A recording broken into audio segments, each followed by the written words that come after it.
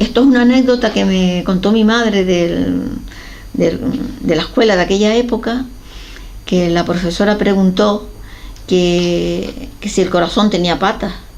Entonces los niños contestaron así un poquillo miedosos, como que no, que el corazón no tenía patas. Entonces uno dijo que sí, que el corazón sí tenía patas.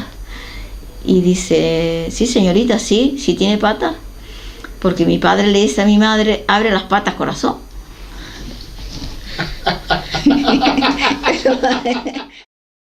Buenas noches, pregón de la fiesta del Carmen 2022.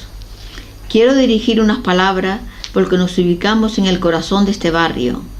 Ese latir tan especial de generaciones y el reencuentro con los amigos. Trataré de desgranar muchas de las vivencias que me han contado y otras que he vivido yo. Este es un año especial para todos, de volver a vernos las caras después de la pandemia, y la guinda la pone la Virgen del Carmen. Nos vamos en el tiempo atrás de nuestros padres, abuelos y bisabuelos. Taidí años atrás era un verger, los caminos llenos de gente, los cercados plantados con toda clase de verduras, se regaba por la sequía y a surco. Los campos sembrados, pajonales, el fiallo, la cumbre, las montañetas, llevaban los animales a pastar de 2 a 3 meses. Ese queso era el que guardaban para curarlo, porque los animales comían grano. ¿Quién no se acuerda de ver esas eras llenas de trigo, cebá, lentejas, chícharos, carriando todo el día con burros? Luego el día de la trilla iban todos los vecinos con las vacas a trillar. Cuando estaba trillado había que aventar para separar la paja del grano, y luego las mujeres a cilindriar. Ese día se comía en hilera. Siempre hemos dicho lomito de Taidía. Yo vine ahora a caer en la cuenta, y es que casi todos nosotros tenemos que ver con lomito. Yo Antonio Melián Verde, no sé de dónde procedía el apellido Verde, dicen que de Lanzarote, otro de Telde. Se casó con María José Sánchez, tuvo de 9 a 10 hijos. En esa época se traían los hijos que Dios mandara. Chomelián iba por el fiallo para allá con el mulo cargado de millo al molino. De madrugada se encontró una mujer desnuda. Se bajó del mulo, se quitó la chaqueta de lana y se la echó por encima, y le dijo que la llevara para Casas Blancas. Él le dijo que no, porque le robaban el millo. Pasaba mucha gente por esos caminos. Ella le dijo que no se preocupara, que no se lo llevaban. La subió en el mulo y la llevó para Casas Blancas. Cuando volvió, el millo lo encontró donde lo dejó.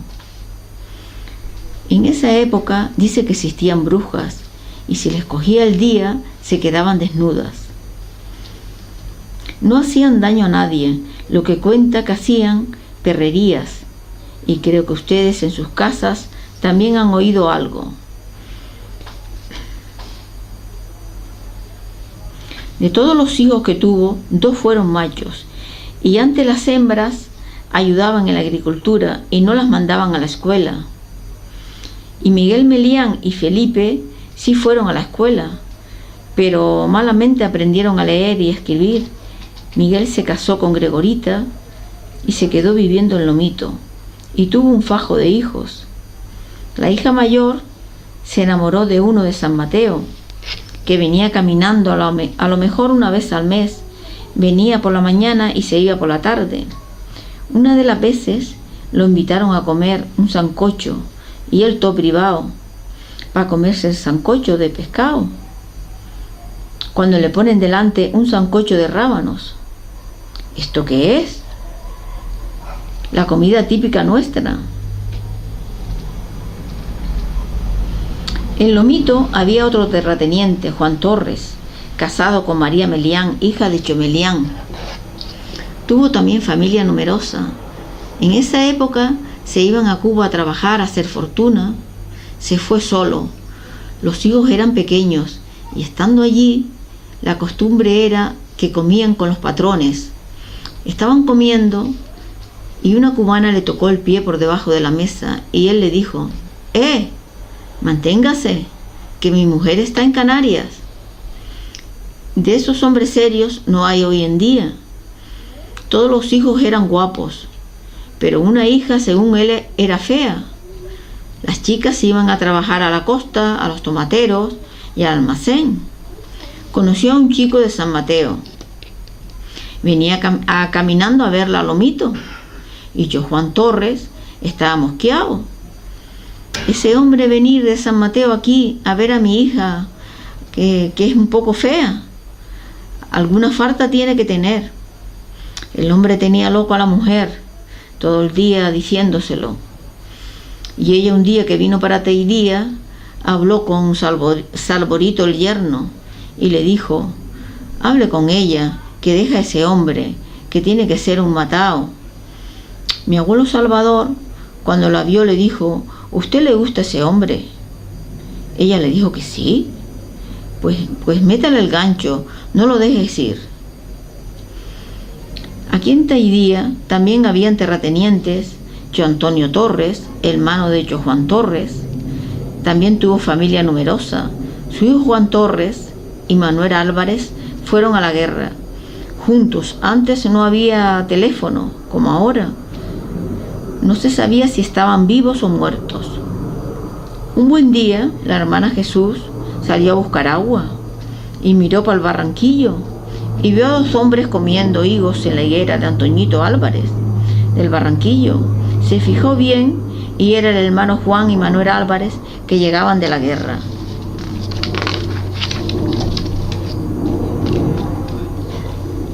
Yo Agustín Vega, otro terrateniente de la época, antes se conocían todos por los dichetes, le decían millo podrío, cogía mucho millo y se le podría. Salvadorito, mi abuelo, era el hijo de Yo Agustín Vega, también bautizado Garrote. Dice que iba a Papajonales montado en la burra y puso el garrote y saltó, y de ahí viene el dichete de garrote. Yo Juan Álvarez, lo de terrateniente, viene porque tenía muchos terrenos. Cuentan de Yo Juan Álvarez que era muy bruto. Le hizo falta una partida y fue a Tunte a la iglesia y el cura le cobró 3 duros. Un poco más adelante fue a un entierro y las misas se decían medio en latín y el cura decía: meriquitate, meriquitate. En ese momento salta él: meriquitate, meriquitates, los 3 duros que me quitaste. Lo agarraron, iban a llevárselo preso, pero anduvieron ahí con paños calientes y tuvo que vender un becerro para pagar la multa. En esa época eso era una ofensa grande. Yo tengo el testamento, me hubiera gustado leerlo aquí, pero no me quiero extender mucho. Pone muy bien especificado lo que le deja a cada hijo y al final pone que cuando él muera le dijeran por su alma las misas de San Vicente Ferrer, y decían que era bruto, como no sabía leer ni escribir. Su hijo Antonio, mi abuelo, con 13 años, se fue para Cuba a trabajar. El padre le dejó el sombrero que tenía para salir, no tenía otro. Cuando Antoñito llegó a Cuba, cogió el tren equivocado y fue para Tresconia. Llevaba el dinero justo. Se encontró solo, sin conocer a nadie. Se encontró de casualidad a Manolito Cascabullo. ¿Qué te pasa, Antonio, chico? Cogí el tren que no era y me quedé sin dinero. No te preocupes, Antonio, yo te dejo el dinero. Pero ¿cuándo te lo voy a pagar? Porque vamos a estar a mucha distancia. Chico, cuando me vieres, y si no, ya estuviere pago. Antes hacían los tratos de palabra, y eso iba a misa. Cuando llegó al sitio, los patrones lo llevaron a una plaza que habían como 2000 personas, todos con sombreros blancos. El único negro era el de él. Y se lo cogieron y se lo volaron. Él se echó a llorar. Su padre se quedó sin ninguno para dejárselo. El dinero que ganaba se lo mandaba a los padres y alguno metió en el colchón. Cuando fue a mirar, estaba roído de ratones. Cuando se vino le pagó a Manolito aquí y siempre estuvo muy agradecido con él. Se casó con una hija de Chomelián Verde y tuvo 4 hijos. Murieron 3 de toferina. En ese tiempo no había vacunas, habían también epidemias de viruela. Ahí en Taidí arriba, donde vivía Pinito, ahí había un señor que tenía la viruela y entonces pasaban todos por lo menos a 500 metros por un barranquillo hacia arriba, y a eso se le pegaron, y a los que pasaron por la puerta no se les pegó nada. En ese tiempo Antoñito le decían Roñita porque se quitaba el sombrero y sacaba el cuchillo cuando le mudaban los mojones, porque en la casa era muy tranquilo y bueno, de corazón. En Lomito vivía mucha gente, con mucha necesidad, y él iba cargado siempre cada vez que iba para Lomito. ¿Quién no conoció a Francisquito Rodríguez, concejal de Taidía? ¿Qué tiempos aquellos que no vuelven? Su casa se convirtió en la casa de todos. Todas las tardes había tertulia, no cabía la gente. Mariolita haciendo café y agua guisada. Se comentaban todos los problemas del barrio. Allá iba Francisquito Rodríguez caminando a Tunte a hablar con Araña del Toro. Consiguió el primer teléfono público que iba la gente a llamar. Sí, pase, pase. Pero después no quería cobrar. Hizo la Plaza Vieja. Él estaba para todo. Practicante, ponía inyecciones. Estas personas no tenían que haberse muerto nunca. Hizo mucho por los vecinos y se merece una calle o que la plaza lleve su nombre. Francisquito Rodríguez, concejal de Taidía. Luego más tarde no llegó la carretera. Ahí cuando se moría alguien, el coche de Felipito Torres se convirtió en el coche fúnebre de Taidía, un hombre muy servicial, educado, no parecía que se crió en Lomito. Felipito Melián, hijo de Chomelián Verde, antiguamente todos eran analfabetos, tenían que ayudar a los padres. Él tuvo la suerte de aprender a leer y a escribir. Si hubiera seguido estudiando, hubiera sido abogado o juez o notario. Tenía una sabiduría, era partidor y hacía hijuelas. Lo venían a buscar de todas partes. Se casó con una hija de Juan Álvarez, Calmita. ¿Y qué podemos decir de Susanita Pérez? Que era todo corazón. Todo el que llegaba a su casa, ella sacaba la caja de galletas cuadradas. Nadie se iba sin tomar nada. Por debajo de la casa había una fila de apartamentos de la época. Todo el que se casaba, primero iba a vivir allí y luego se compraban la casa o se la hacían. Cuando se casó Salvador Garrote con Frasquita, fueron a vivir a los apartamentos y allí se puso Frasquita de parto a medianoche. Y por no molestar a Susanita, pues Salvador asistió al parto. Nació el chico y cogió Salvador el cuchillo y le cortó el ombligo. Arrente. Salió un chingo de sangre y manchó toda la pared. Salió corriendo a llamar a Susanita. ¿Estás loco, Salvador? Esto no es un becerro. En resumidas cuentas, del susto, Frasquita se le fue la leche y Susanita crió al chico que estaba criando a Conchita. ¿Quién no conoció a Antoñito Navarro? Un hombre muy servicial. Era amigo de mi abuelo Salvador. Mi abuelo era tímido y Antoñito lo acompañaba a Lomito a ver a la novia. Pero aquel día le dijo, él hablaba un poquito ronco. Le dijo, Salvador, hoy no puedo ir porque tengo agua.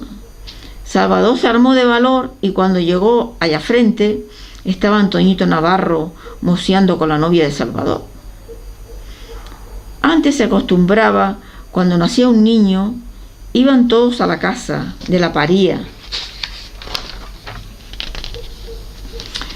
Y todas las noches hacían bailes con acordeón y guitarras, hasta que el niño se bautizara, que ese último día le decían la última, porque ya a partir de ahí pues no hacían más bailes y se cantaban canciones a porfía.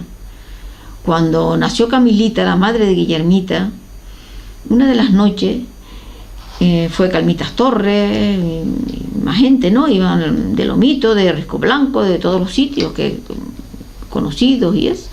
Y le cantó Juanito Falcón: las 7 islas se han dado y una me queda que andar, buscando coronas para poderte coronar.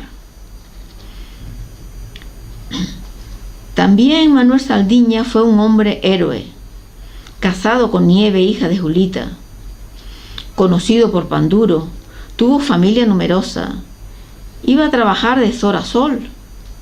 Cuando llegaba a pico y pala hizo un estanque de cuevas y la finca.